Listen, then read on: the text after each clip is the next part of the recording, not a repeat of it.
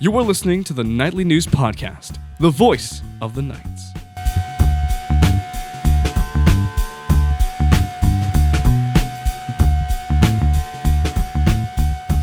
Welcome, everybody, to the Nightly News Podcast. This is Professor Paul Miller, and I am here with one of my favorite episodes that we get to do every year. It's our baseball season in review. We're going to be joined here today by two of the integral members of the Central Penn Knights ESAC Championship winning team, Dalton, Koller, and Kevon Davis. First of all, Dalton, thank you so much for joining us, and welcome back to the show. Thank you for having me, Professor. And I got to tell you, some of the best moments that I have had this season was out there calling the games that you got to pitch, and I got to tell you, it was a very tough decision that I had between you and Wyatt for the Cy Young Award. You did receive an honorable mention, which is not to be downplayed, but it was a really, really tough decision. I appreciate it. I still appreciate the love, even if it's just an honorable mention, because Coes did have a great year, so I'm cool with it. And also being joined by senior Knight, who's played his final game at the college level, Kevon Davis. Kevon, thank you so much for joining us today. Thank you for having me. It's the last one, unfortunately, but looking forward to still supporting my boys next season. Well, we'll have you back on the show again. I mean, it's not the last podcast you're ever going to be on, but yeah, as a player, sure. Also being joined by our nightly news reporter, our news correspondent, and our general education work study, Noah Lopez. Noah, welcome back to the show. Hey, love to be on the show. And we love to have you, and this is, I believe, your third podcast this term that you've been on, so it's great to have you as part of what we're doing here with the Nightly News. Yeah, I love the podcast, and I plan to be on it for the rest of my time here. Well, and we're going to have you on as much as possible. So, first of all, let's start off at the top. ESAC Championship winning team. Of course, we're going to spend the second segment talking really just about the last couple games of the season and the game itself. Frankly, if you haven't watched this game, you need to go back and watch it. Like, I don't know what else to say. I got to be honest, and I'll try to save some of this for later, but gosh, without a doubt, the best game that I've ever gotten to be a part of. And obviously, the winning helps, but there were multiple lead changes. I mean, I don't want to go into too much detail just yet on that, but I do want to say that, first of all, congratulations to not only just the two of you, but the team as a whole. It was just a wonderful season, and to end on that note was it was remarkable. So we will hold those comments for later, but I wanted to preface there. So what we're going to do is we're going to try to walk through parts of the season. We're not necessarily going to get to talk about every game. I mean, you guys played 34 games. We're not going to go into detail about every single game. But there are some that I wanted to talk about. And I say the best place to start is way back in February to your trip to Mid-Atlantic Christian University. Now, I do remember that the initial day, opening day, was postponed because of weather, but you did get 2 games in. Now, I know this team was very tough. You did lose both of those games. What were some of the reasons why, Dalton, you believe that maybe you weren't victorious in those games? And maybe secondly, what did you learn or what did you take away from those experiences that helped you throughout the rest of the season? I mean, to my recollection, they definitely could hit. They scored 24 runs in 2 games, so obviously they could do that. But I think it was just a mixture of untimely errors for us in the field. I don't remember specifically how many we had, but we did have a good bit. And it was kind of just not necessarily a lack of focus. It was kind of just like a lack of cleanliness. Like, obviously the season had just started, so it was our first game. So we're still trying to get into the swing of things. And obviously the defense, sometimes when that happens, it tends to lack, which it did, and it happens. But I mean, other than that, I still feel like we hit the ball really well. We had a couple of great at-bats. Nate hit a home run before he had to, miss the rest of the year with his torn UCL, which is unfortunate. But I still think overall against a very good team, and they ended up finishing 6th, I think, overall, and they made the Small College World Series. So that was definitely a very good team. And even though we didn't win either of the games, we still put up, I'd say, good fights in both of them. So I'll take it. Kevon, let me ask you a question. As certainly someone who's been playing baseball all of their life and certainly at a very high level here at the college level, what is it like playing that first game of the season? I mean, we're in February here. You probably didn't get out much. I know we had a couple warm days there in February where you probably got out a little bit, but how difficult is that playing that first game against such a high bar of an opponent when you haven't really gotten to play outside at all?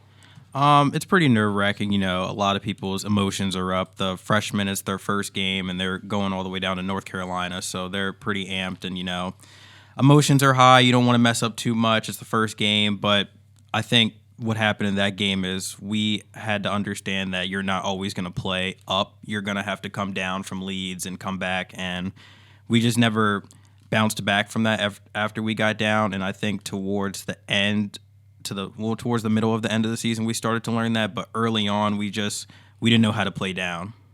And, again, I don't want to be critical because it's such a wonderful season, but sometimes to understand how it ended that way, you kind of have to look back at some of the lower points, because it's what you learn from those lower points. So, I mean, after that, you came back home and didn't have another game for almost another 3 weeks because of another postponement at Chesapeake College. But a sort of a secondary issue here, Dalton, was, and this was something we talked before the season about, was just the fact that up front you had 11 road games scheduled at the beginning of the year. So to maybe a secondary question here is, what is it like to have to go on the road your first 11 games before you even get a home game? It's definitely challenging having to, not only just play away from your home crowd where you have all the people that are cheering. It does play a factor, but also just the fact of getting on the bus and going on these long trips, because I think the shortest one that we had at this point was Williamson Trade, and they're still an hour away. So it's definitely challenging to try and get off the bus and then try to stretch, get yourself prepared, get yourself mentally ready, and just get yourself amped up for the game. Sometimes it can be challenging. It definitely can.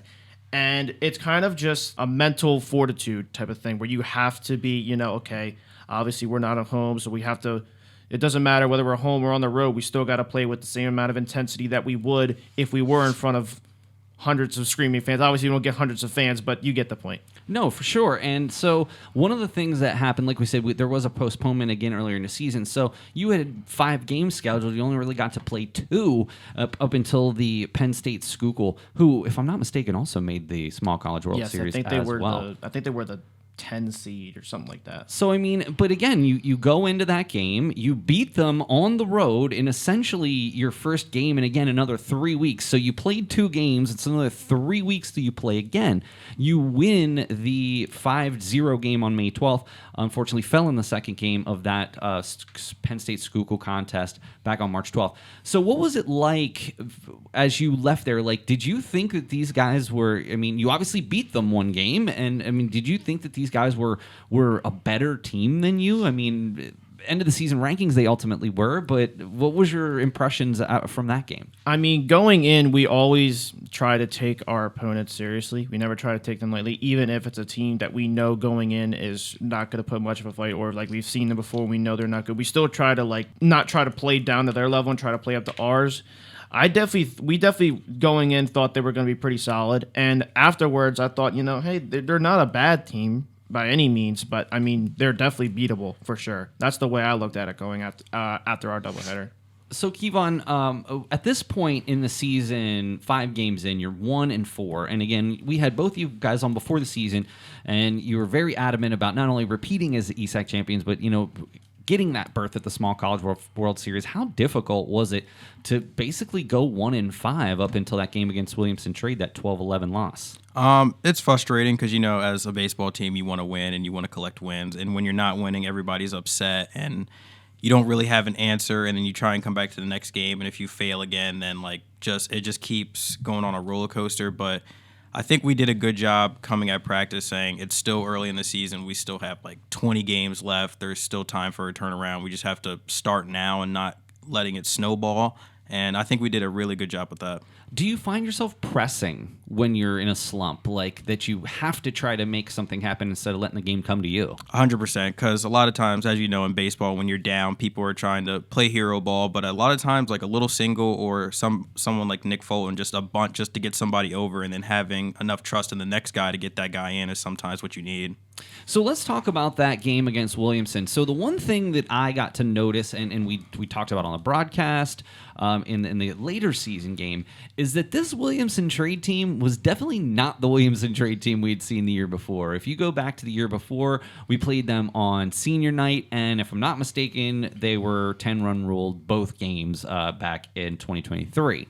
So when you walked into that game, what did that 12-11 loss, and again, I apologize if we're talking a little bit more about the losses, but as you'll come to find out, that's when most of the losses occurred, was early in the season. So what was it about that first game of that doubleheader, that 12-11 loss to a Williamson team who you had beaten handily previously? What did was that like a wake-up call for you? It definitely was. That was definitely a shock to all of us. Obviously, for the people that had been here, and not even just last year, but even the year before, where Williamson Trade was, not to be disrespectful, but they were just not a very sound baseball team. I don't think that's being disrespectful at all. I think that the tape speaks for itself. Yeah, and just coming in after that is when we started having the mentality of like not taking our opponents for granted, because I can't lie. I would be lying if I said that most of the team was taking them seriously. Like, a good amount of our guys were kind of going in thinking, "Oh, it's Williamson Trade. I don't like they have a couple good guys who can hit, but other than that, we should be able to walk out of here with a sweep and possibly a mercy or two."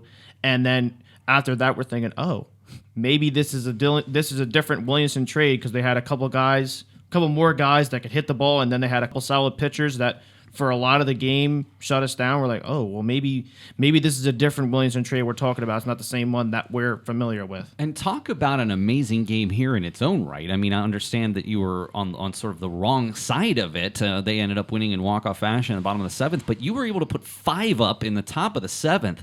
Like I said, unfortunately, that game was not a victory, but at worst, you got the bats going late. You were in the game, and I think what from there is most interesting to me is you see the second game of that doubleheader. You won 17-4. You then went to Delaware County Community College and won a game I've never even seen another team put up 32 runs in a game, followed by 18 runs after that. So just in those next 3 games, how's 67 runs against 6? So it obviously seemed like something clicked after that game. Like, Kevon, what was it that happened after that first Williamson Trade game that led up to this offensive explosion? I think it was frustration and then taking it out the next game on them. And as a team, I've never seen us like, that was probably the closest I've seen to perfect hitting. Like, nobody missed a fastball, nobody missed a bad breaking pitch, and we were just able to hit all the gaps that game, and our pitchers did really well, shutting them down, and our hitters came up. It was probably one of our only games in probably program history that like everybody on the team probably got more than 4 at-bats each game. So it was really fun to have that type of win coming off a Williamson Trade. I mean, just looking, you had a huge game, 3 for 5 with 2 RBI and the 32 run outburst. But even somebody like Zach Boyer, 5 for 6 with 5 RBI and 2 walks. I mean, one of the things that I definitely started seeing again, we're still to the point where, yeah, I mean, you're not even home yet, right? We haven't even seen you. We haven't done a game yet. And to this point, like, that is what I remember when we played Penn State Hazleton on that March 19th game. Just looking back, like, yeah, you'd struggled, but then your last 3 games, you put up, 67 runs. So what was it like to finally get home? You, again, just put up 3 monster offensive games and pitched well as well, only allowing 4, 1, and 1. So what was it like to play Penn State Hazleton that March 19th game? I mean, opening day is always like one of, if not my favorite moments of the year. Not just like that's up there with like the first game of the year and obviously the championship game if we get in. But opening day is always just so fun. We've played Penn State Hazleton before. Actually, 2 years ago, they were our home opener as well, which I thought was kind of funny. But I mean, coming into that game, we were on a roll. Offense clicking, defense clicking, pitching was firing we were firing on all cylinders. Or coming in, we're thinking, okay, obviously we still got to have the mentality of not playing down to our opponents. We got to take everyone seriously, and we did exactly that. And I mean, just getting off to another good start, that's obviously was key for us in most of our games, just getting off to a good start. Hazleton's a very good team, but that day we were just clicking. So in the second game that you started, You basically got spotted with 6 runs in the bottom of the second. They did come back in the fourth, though, to tie it. So even though you ended up winning by 5 runs, it was a tie ball game going into the top of the fifth. So what was it about that game that was a challenge for you? And how did... Kevon, would you say that the team played differently than they might have earlier in the season with that offensive outburst in the 5th and 6th that really propelled you to victory? Do you think that it was something that you learned from those previous losses that really helped you in this particular situation? I think so. Just kind of how we talked about, we just got to learn how to come back from deficits. And as a team, before every inning, before we go into hit, as you've seen, we huddle up and just tell everybody, relax, it's not over yet. There's still plenty of time to go. And I think it's like a chain effect. Once a couple people get on, other people's confidence is going, and then you have the bench hyping you up when you're up to bat, and then just telling you that just do what you need to do. It's not any pressure. You've been doing this all your life, and just take it one at bat at a time. And then we ended up fighting and getting that victory. Well, the one thing that I did want to come back to is, as we look at this point in the season, we're getting to the point where we're coming toward our end of the winter term break. And, of course, you did win both of those games on opening day at Hazleton. And then there was the big game before, really the Monday after break, was Bucks County, a doubleheader at FNB, a doubleheader sweep in 2 highly competitive games. What are some of the memories you have of those 2 contests? I just remember, obviously, it was our second game of the year, so obviously energy's up, and we're really excited to be out there. And it was just, we kind of knew that coming in, this wasn't going to be the same Bucks County that we remember the last 2 years because their head coach had left. I forget what D3 school he went to, but I know he left and took a lot of his players with him, and then they also had a couple other kids that transferred to other schools. So we knew it wasn't going to be the same Bucks County that we had played the last 2 years or even beaten the ESAC Championship game last year. But we definitely still knew that they're still a good team. They're a community college, so they're always going to get talent in there. And coming in, we're like, okay, we can't fall into the same trap that we did the first game's Williamson trade and thinking that we're just going to walk in and roll them just because they're not going to be as good as we remembered them. They're still going to be a good team. We still got to, try and, get stuff rolling early. And again, those 2 games seemed to be 7-4 victory, 3-2 victory. Here's a situation when, especially in game 2, it was back and forth. Each of you scored in the first 3 innings, and by the time it was at the end of the third, it was a 6-4 contest. And fortunately, the bullpen was able to represent. Zach Hafner came in and pitched 2 1/3 scoreless, hitless innings. And I gotta say, again, from the pitching staff, Hafner was so huge in relief in several of these big contests that not only that I got to call, but that were, really, really essential games for the team. As a pitcher on the pitching staff, you've now played with him for 3 seasons. What's it like to have a guy like Hafner coming out of the bullpen to support you guys? Yeah, whenever his name gets called, he steps up, does his job, which is exactly what you need, especially for guys coming out of the bullpen. He throws strikes, which is definitely something you need out of the bullpen because obviously you don't want to call on a guy in a tight spot and he just comes in and walks the house. You obviously want him to come in and throw strikes. And for almost every single time he came in, there was almost no doubt in my mind that he was going to come in and do his job. So... Well, this now leads us to a point in the season where I know you guys were expecting to play a lot of games. We intentionally schedule a lot of games over break because not only is that the middle of your season, but you're not in class and it's easier for you to do some traveling and things like that. Unfortunately, you had 7 consecutive games postponed. And if anyone remembers those 2 weeks, it was basically a monsoon almost every single day. And then the one day that it might have been nice out, it wasn't sunny out to dry up those fields. You had Penn State Fayette postponed, a home game against Manor postponed, and then Penn State, York, and Bucks all postponed. So then you went from playing back on those 2 huge games within a week of each other. Other than those 2, you didn't play another game until later in the season when you played Christendom on April 7th. So what was it like in the middle of the season essentially missing basically 2 entire weeks of games? From my recollection, those games weren't even canceled until a couple days beforehand. And obviously we're, going through our practices during the week and try to prepare for these games. And then we learn a couple days beforehand, oh, never mind, game's canceled.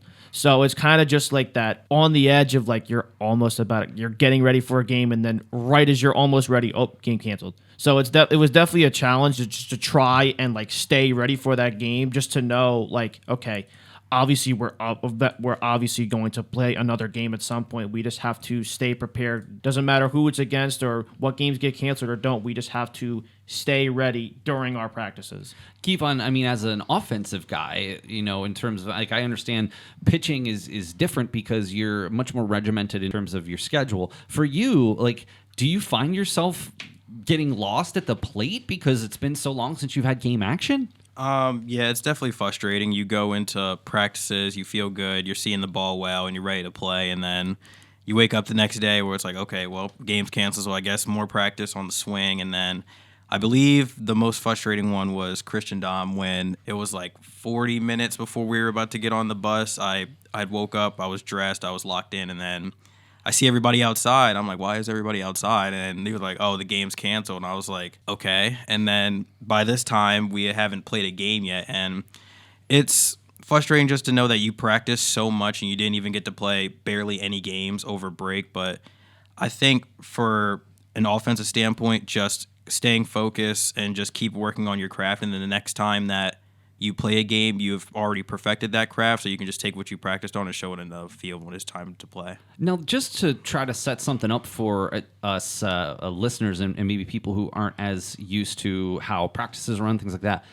how often do you take live BP from pitchers? And I'm not talking about coaches tossing you, basically home run derby. Like, do you get in the box against pitchers given their all like regularly to keep your timing where it needs to be? A lot of times in the off season we do, but during the season not as much. But I know some of the guys, what we'll do is we'll hold like just inner squads, or if some pitchers want to throw to batters at the end of practice, they'll say like, hey, whoever wants to stay and hit against some guys because they want to throw live, then you can stay. And a lot of times I always stayed, and that's just like part of the staying, grinding, and just getting extra reps when you can, because obviously, like we said, we don't do a lot of those. So when the opportunity presents itself, you just have to take advantage of it.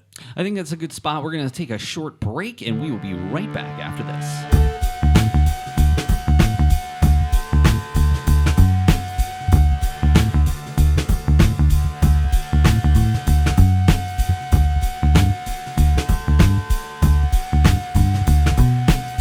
This is Andrew Hunter, Nightly News sports reporter, and you're listening to the Nightly News podcast.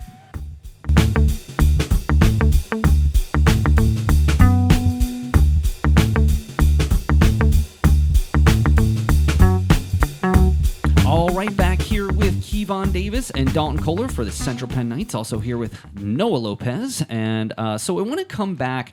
We're right at the point where now we're at the beginning of the spring term, and you start back up, haven't played a game in a couple of weeks. You go to Christendom, you split there. But here is really the rough patch of the season. You split at Christendom. You lost both games of a doubleheader to Penn State Brandywine, and then lost a single to Penn State Schuylkill. You come back home in the net for Lehigh Carbon for a nice 8-0 win, but did drop the second game in another amazing back-and-forth game, I might add.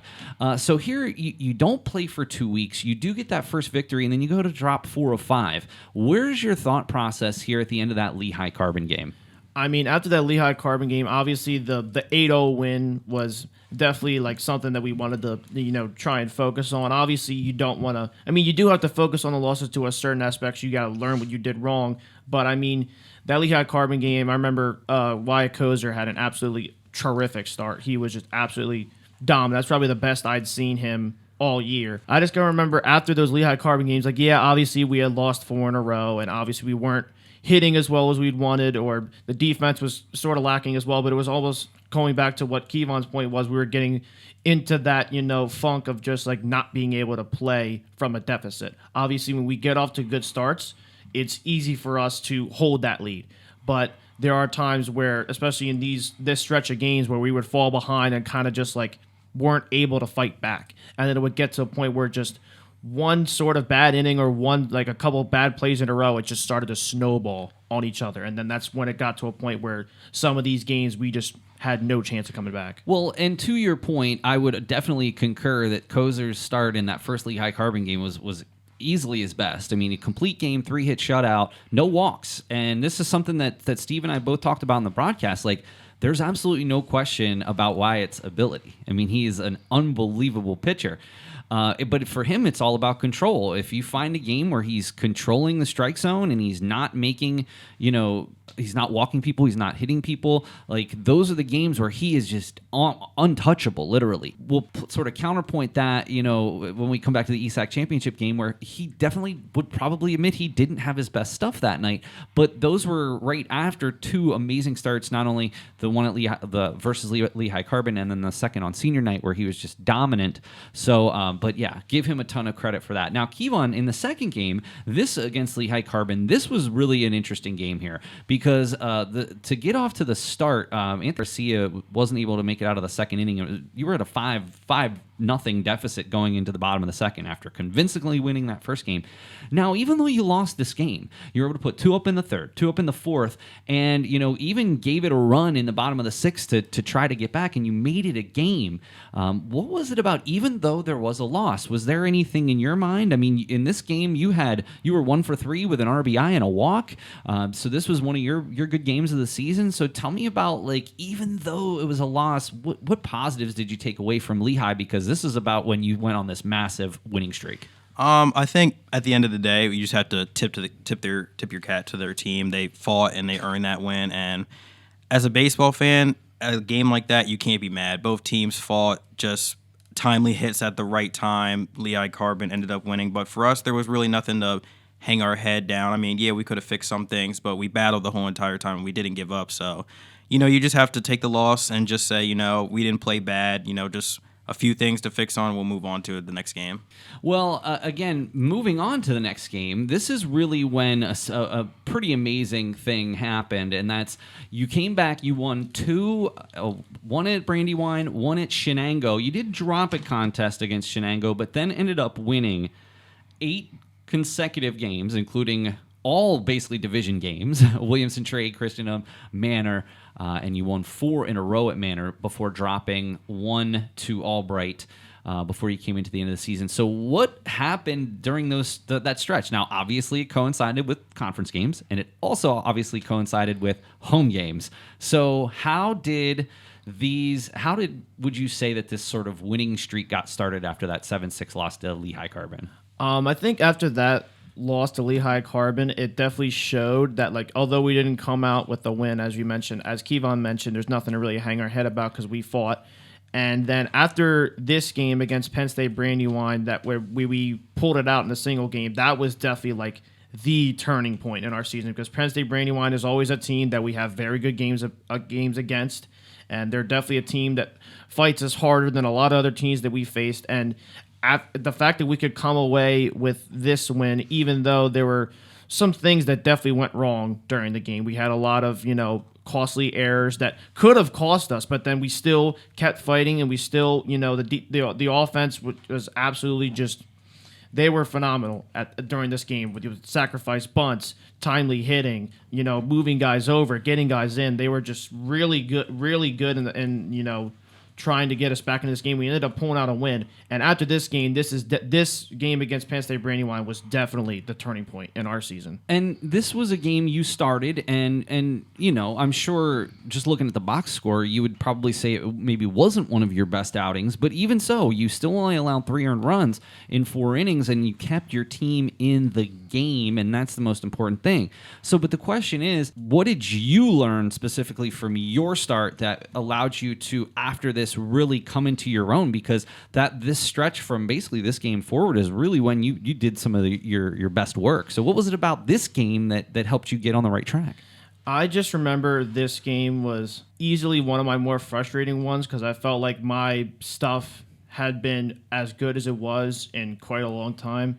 I was at first, I remember hitting the first 2 guys of the game, and I was very frustrated with myself at that. And I learned that just trust my stuff and stop trying to, just try to play stuff up there. And when I just throw my pitches and I let the movement take care of it, I let, just my mechanics take care of it, that's when I'm really at my best. And during the start, I remember there were a lot of frustrating errors behind me. And it's definitely hard to try and keep your composure when it's stuff like that's happening and so many, runs are coming around to score on plays that should be outs, and you're having to make extra pitches and you're staying out there longer.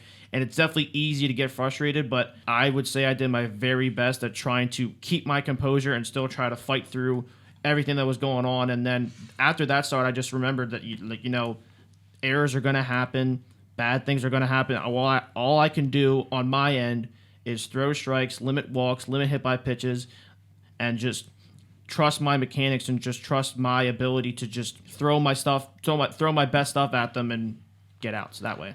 And one of the more memorable games that I have, and not for any particular thing on the field, was the April 23rd game against Williamson Trade. We get over there about an hour beforehand, get all our equipment set up. I usually sit down and bring a sandwich or something, and then I'm ready to go.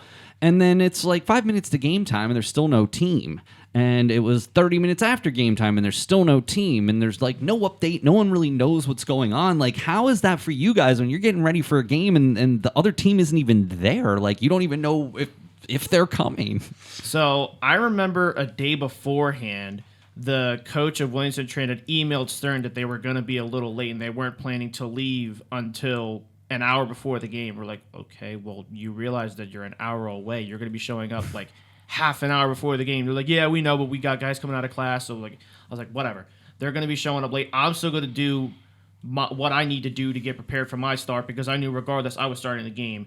And then it was, again, I think it was like 15 minutes before the game was supposed to start.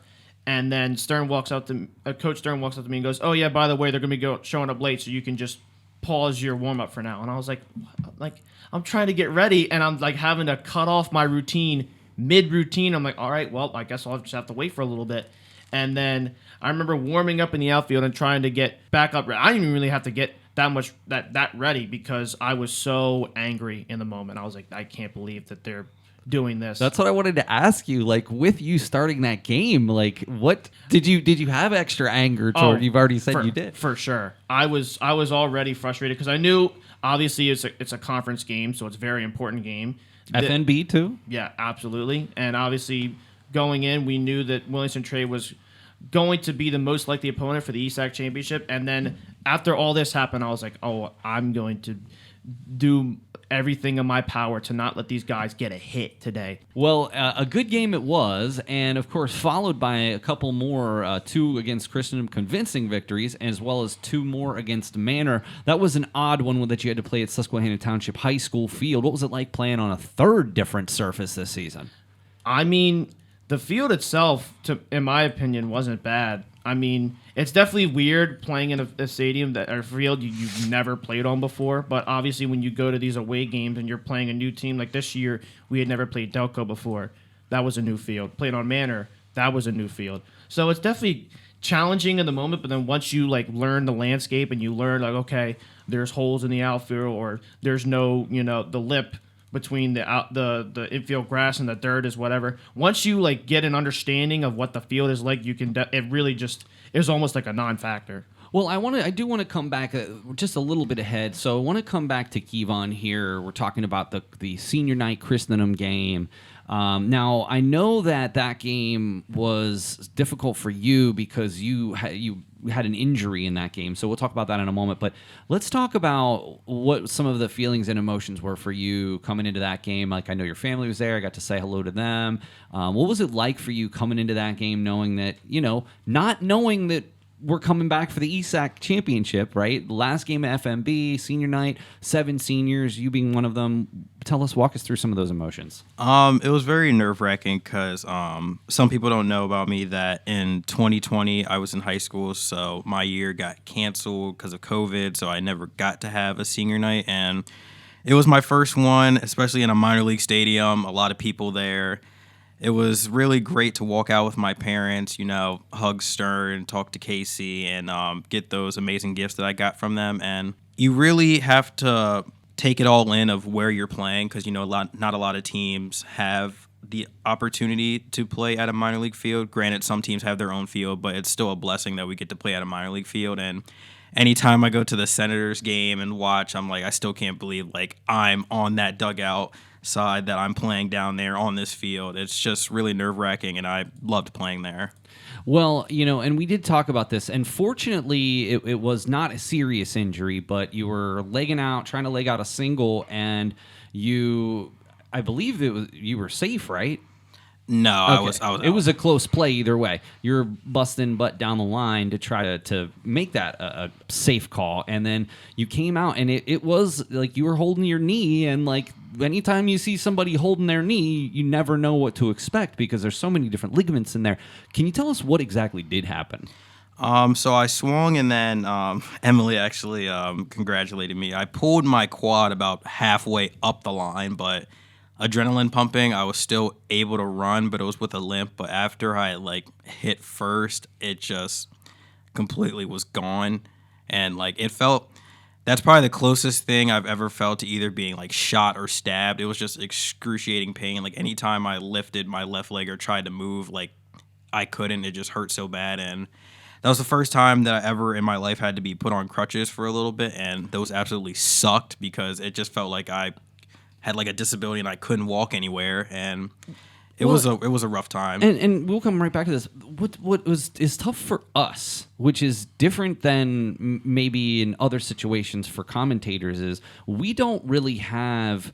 I mean, Abby does a great job of doing the sideline reporting, and she does try to ask around with what's going on, but we just didn't know. We didn't know what was going on, and then I want to say it was between games, you would come out into the stands with crutches, and I'm just like, gosh, this is just so terrible for you because this is not only a really important game, right, but this was senior day. And it's like, that's the last thing you want to have happen to you is have not only the people watching on the stream, but your parents. And I mean, how did they feel like when all of this happened? What did they say? I mean, obviously they were concerned. It was very upsetting because, that leg injury ended up putting me out for the rest of the season. And I think they were more upset that, like, why now, like, with, like, 3 games left in the season, did it have to happen? And it definitely brought back flashbacks to last year because last year around the same time I had pulled my hamstring in my right leg. So it was definitely frustrating to know that 2 years in a row that you had to be sidelined because you just couldn't finish the season. And it was a scary time, but I will say shout out to my teammate Wyatt Kozer. He came up to me and said, he was like, well, at least you won't forget this senior night. I was like, yeah, that's true. My first one and my last one is definitely something to remember. That being said, one of the best nights, again, I'm prefacing the ESAC Championship game, which we'll get to in a minute, that I can remember. I mean, I invite everyone I know. I'm so proud of all of you. I feel like I'm part of the team in a way. Of course, I know I'm not putting in quite the time you guys are, but I do. It does mean a lot to me to get to do this, and I just felt so bad for you because, we've known each other for so long. You've been such an integral part of what we do, and to see you get injured, it just was heartbreaking. But I suppose, hopefully, in some small way, the fact that you won both of those games maybe numbed the pain a little bit. But it was just such a beautiful day, a wonderful evening, great crowd. And it was something I'll always remember. And if that would have been the last game that I got to call, it would have been a good one regardless. But of course, it was not. After a couple of victories at Manor College, you did drop a game to Albright and split with Bucks on the last game of the season. But that being said, you made it to the ESAC Championship game against Williamson Trade. Of course, as we mentioned, you had beaten them 3 times out of 4 on the season. So going into that game, you at least had to feel good about your chances. You're at home, and you got Wyatt Kozer with the ball, who had come off of 2 dominant starts. What were your thoughts going into this game? I mean, coming in, obviously, we were very, very excited.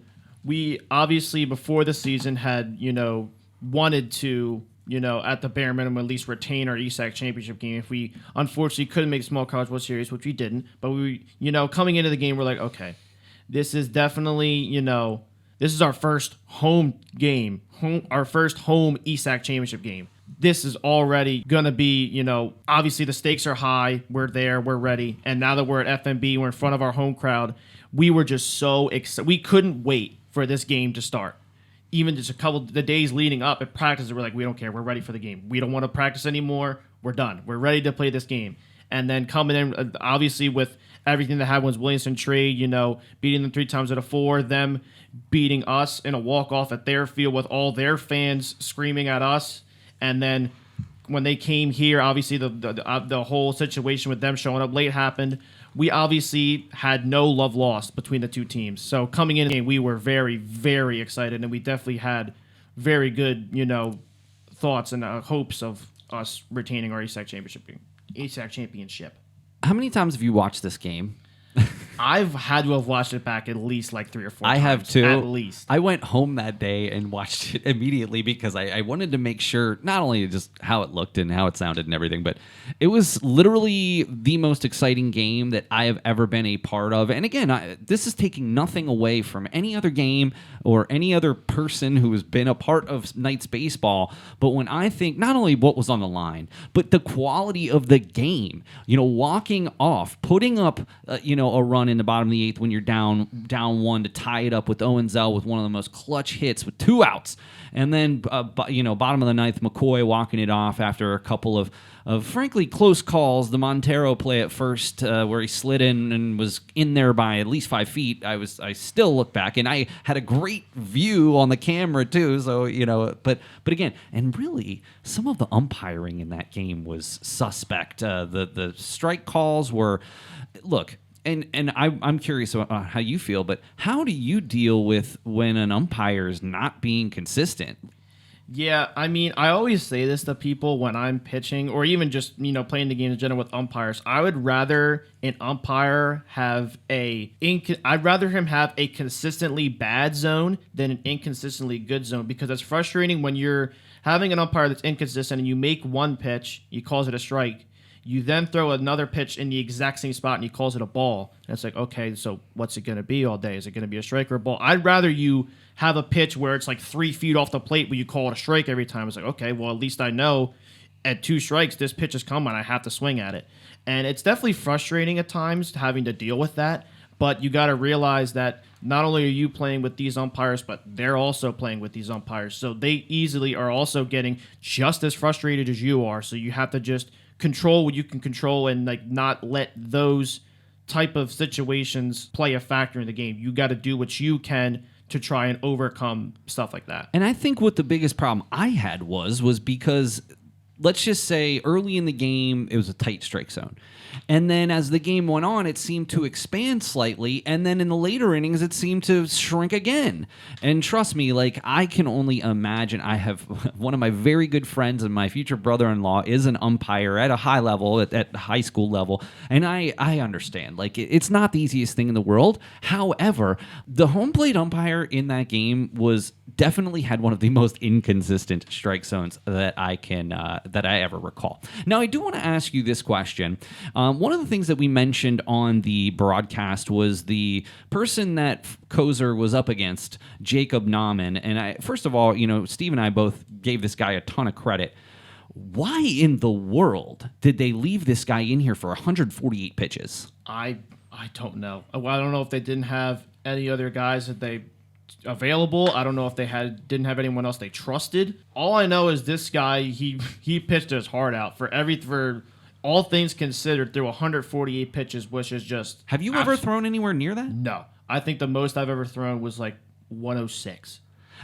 So up until the 8th, he was getting through and he was doing pretty well, but there's literally anybody, and this is, again, no disrespect to him, I give him a ton of credit, but literally, you mean to tell me there was not one other person on that team that they felt comfortable with sending it 100% versus 10% of what Nauman was throwing? The 9th inning, you could tell his velocity was down significantly. Yeah, I remember when we played them at Williamson Trade, they had him and they had another guy that was a lefty that also threw pretty well. And at one point, I saw him warming up in the bullpen. So I don't know what it was, but maybe just a game time decision to okay, he's rolling, he's saying he's good. We leave him out there. But the thing is, sometimes you have to save your players from themselves. In a championship game, come on. 148 pitches is insane. I appreciate the fact that he wants to leave it all out there for the last game of the year, possibly. But I mean, the thing is, you have to just realize that, okay, obviously, if a starting pitcher is doing this well, he's not going to want to come out of the game. But you got to realize once he gets around that century mark and you see velocity's down, control is down, break is down, you're like, okay, he's starting to get hit around a little bit. He's starting to walk a couple guys. We got to at least get someone warm up just in case something goes wrong. And obviously, until that 8th inning, he had the lead. And at that point, he had shut us down, I think, in the 6th and 7th innings, allowing no runs. So in their mind, they think, oh, well, he shut him down to this point, we can leave him in. But honestly, if I was their coach, I probably would have taken him out after that 7th inning, after I saw that. Or certainly the 8th. Oh, for sure. For the 9th, right? Yeah, I mean, I definitely would. It's a tie game. Anyway, we're not here to, again, and bash anyone. It's just, as someone who's called the game and watched the game several times, that was the one question that we kept coming back to is why in the world didn't they go to somebody else? Well, hey, let's start talking about the Knights here. So why this game to me was so interesting is, Central Penn, we got out to an early 2-0 lead, but then in the top of the third, Williamson Trade put 3 up and took the lead. Knights came right back, bottom of the third, and tied it up. And then it was basically a little bit of a back and forth. Knights came back with 2 more in the 5th, followed by 3 more in the top of the 6th. And so it was really this back and forth game. Walk me through some of the thought processes. I mean, Kevon, I know that because of your injury, you weren't able to play, but you're still in there rooting for your team. Tell me what it was like to go through these first 6 innings with this back and forth contest. For me, it was nerve-wracking, and I can't imagine how it felt for the guys that were actually playing in the game when you have a big crowd behind you. It's the last game of the season. It's a championship game, knowing that you didn't make it to the Small College World Series. So it's we just got to go out here and give it one last good show. And it was definitely nerve-wracking, especially in that I think where it started getting a lot of emotions up is I think in the 5th or 6th when they had that takeout slide against Owen, and then one of the kids elbowed Cam in the back, and that kind of got our team going from there. And then Owen getting that single brought us all back into the game. And then what's interesting about that is, and again, taking nothing away from Gold Glover Owen Zell, he'd been struggling the tail end of the season. His at bats weren't where they usually were. What did that mean for him to get that hit that really was the hit that we needed to keep us in the game? Because without that, the game might have been over. It was really big for him, and I love that kid. I love his confidence because before he went up to bat, I told him, I was like, just do what you need to do. And he kept telling me, he was like, it's going to drop. I'm going to get one. Eventually, it's going to drop. And then, and he pointed at all of you when he left the batter's box. He pointed at us. What did he say, clean-wise, What did he say? I told him when he came in, he told me, he was like, I told you it was going to drop. And I was like, yeah, you got to get one more inning in you, so we got to fight. And another key part to that game that a lot of people forget is when Boyer was pitching and that huge third strike when they said the kid Joe had leaned into the pitch, and that was a huge out to go into the 9th inning to get that out, and then Boyer striking the next 2 out. So that was just a strange call. Again, from our vantage point, it was really tough to see because the batter was in front of the catcher. But the call we're talking about, I want to say that was Joe Kelly. And essentially, it was 3-0 count or 3-1 count. Or the count was in his favor.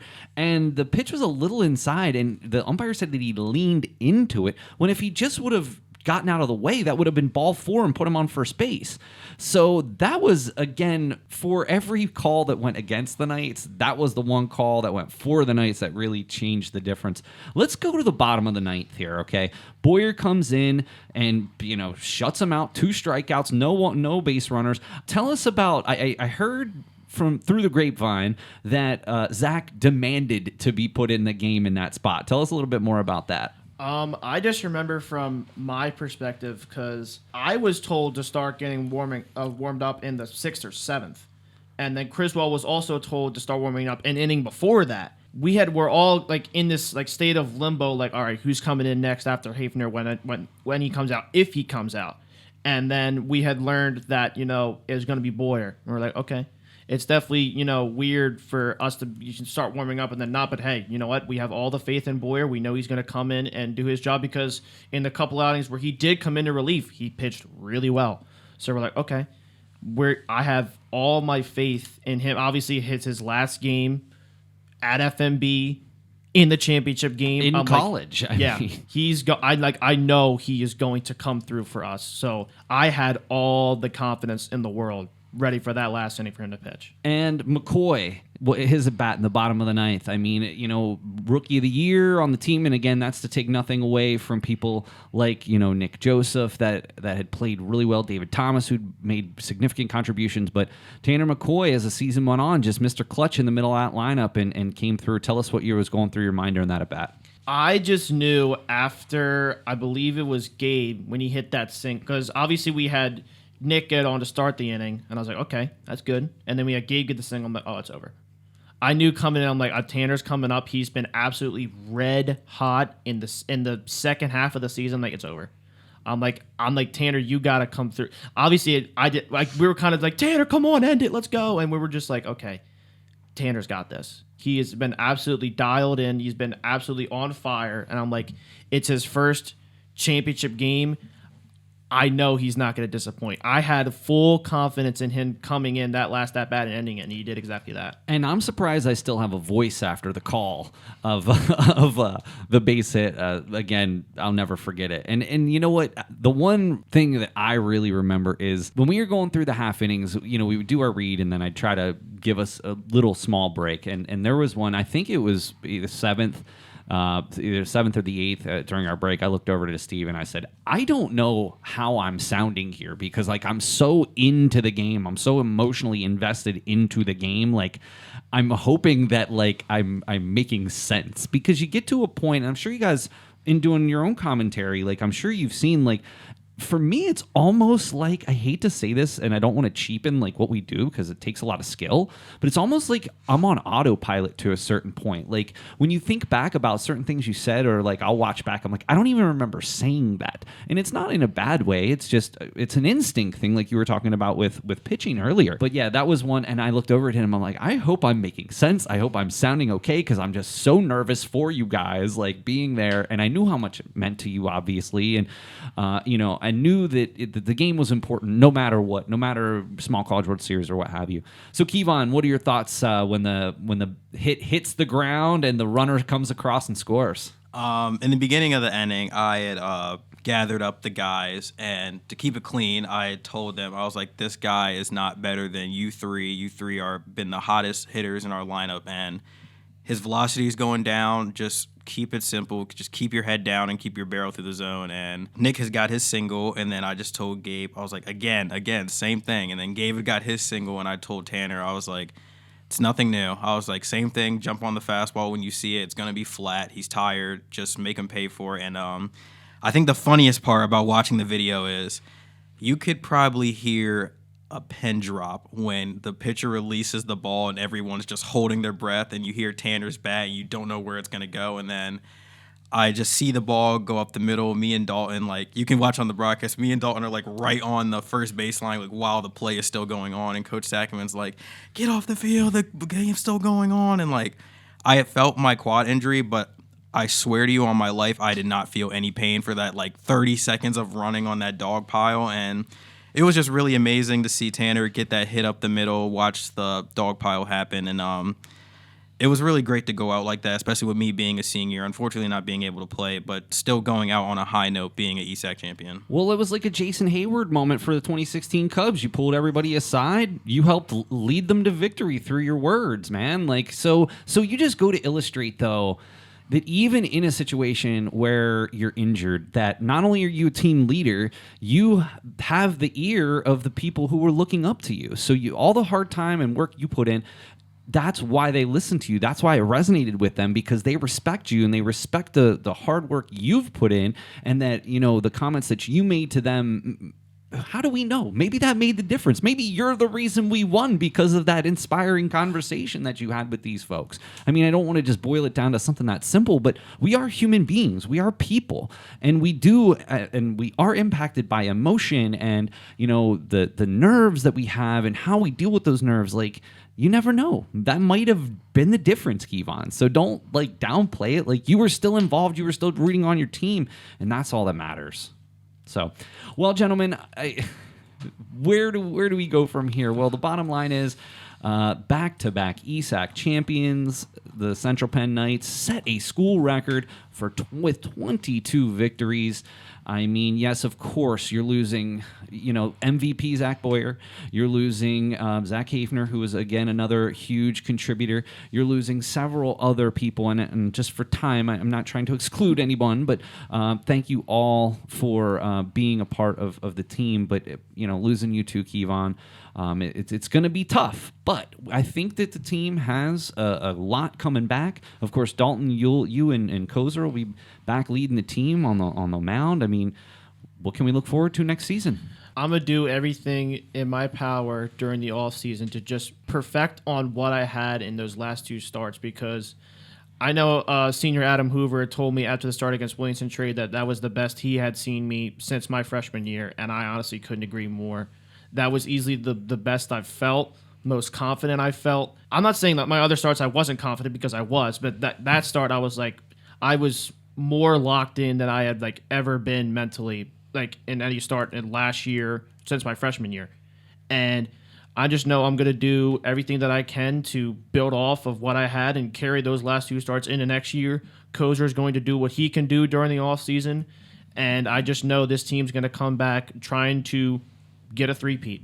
So that's all we can ask. Well, Noah, any final thoughts? I mean, I know that you're not necessarily a huge baseball fan, but we're sitting here talking about people's last games and championship games. I mean, do you have any questions that you would like to hear from the gentleman? I just want to say that as a Joe Schmo, normal student here who doesn't know anything about baseball, I think it really is inspiring hearing their stories, hearing everything that they've been through.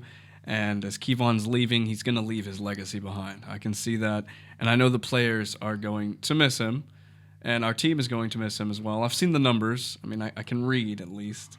So I know he's a valuable player, and I know ESAC is a big thing. So I can say that this year we've done something that is good. And I just want to say that the baseball team, not only does it provide, a community, but it also provides a shining light in the college, if you will. There's no question about that. Yeah, I mean, 100%. it's something that we can take pride in. It's something that our students can get involved with. I mean, I don't and didn't count how many people were at the ESAC title game, but I believe that there was more, at least at once, than there was on community night, which is definitely saying something for a Tuesday afternoon game. I mean, the crowd there was just remarkable. But no, I do appreciate that, because it does give our school and our students a sense of that pride in our teams. And of course, we've had successful teams before. Our basketball teams have made runs at the USCAA championship game, but this is the first championship that I'm aware of, certainly in recent memory. There were some championships years ago. We learned that if you want to go to the hub and see some of the old trophies, they're up there. But guys, just as far as it goes with me, I just respect you so much. I mean, for the fact that you're able to navigate school and personal lives, but also this too, it's remarkable. And not only that, you're both extremely involved with the club as well, which, we continue to look forward to you being an integral part of basketball this coming up season. I hope that you and everyone knows how proud I personally am of all of you, but the school and how much it means to us. I mean, I will be honest with you, no matter where my life takes me, I will never forget that day as long as I live. No way. And the best thing is, it's immortalized forever on YouTube. And I hope that, you guys are able to share those memories with your friends and family and maybe your own families one day, to let them know how excellent of players you were and how much fun you had playing just a wonderful game. So I just want to thank you guys so much. Thank you. Yep, thank you for the kind words. All right, well, again, congratulations to the Central Penn Knights back-to-back ESAC Championship teams. Of course, I want to thank Dalton Koller, our Nightly News Vice President, for his wonderful efforts, not only on the field, but as part of the Nightly News. Dalton, just keep doing what you're doing. I'm looking forward to being out there with you for your senior year. Yep, I appreciate it. Can't wait. You got it. And Kevon, I'll always be here for you. And it's not just, hey, I'm getting ready to graduate. moving on to the next thing. You always have a friend in old Professor Miller, and anytime you're in the area, I hope that you look me up and we can reminisce about the old days. Yes, and thank you for doing everything that you do for the baseball team and allowing us to go watch our highlights and see the games that we did, because without it, we wouldn't have you. So. Well, I appreciate that very much, and again, gentlemen, looking forward to basketball this year. I mean, this is going to be a good season, and looking forward to having you both be their full-time commentators again this year. So we're really looking forward to that. All right, well. And Noah, thank you. I know that baseball, not necessarily your bag, but I appreciate you just being here and kind of living through all of this and making some great comments there at the end. Thank you so much for your time today. No problem, man. I mean, even though I don't know anything about it, it was fun to hear everything about the games and learn 5% of what you said. but you can also relate as a student, yeah, right? So that's good. All right, well, hey, thank you so much, everyone, for tuning in today. For Dalton Koller, for Kevon Davis, and the ESAC back-to-back champions, and for Noah Lopez, this is Professor Paul Miller, and we'll see you again next time on the Night News Podcast.